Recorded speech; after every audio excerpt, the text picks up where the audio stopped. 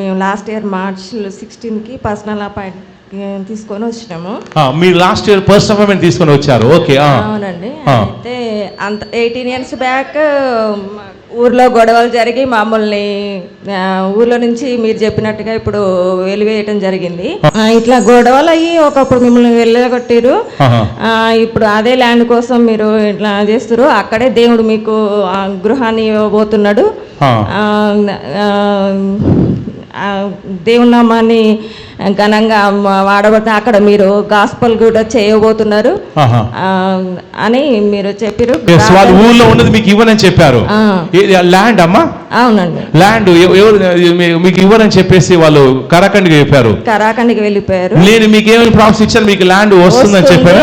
అక్కడే ఇల్లు కడతారు, అక్కడే ఇల్లు కడతారని నేను ప్రామిస్ ఇచ్చాను.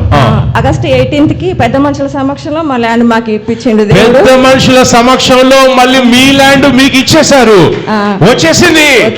ఏ పెద్ద మనుషుల సమక్షంలో అయితే మీకు ఇచ్చేది లేదని చెప్పారో మళ్ళీ అదే పెద్ద మనుషుల సమక్షంలో అదే ఊర్లో మీకు ల్యాండ్ ఇచ్చేశారు.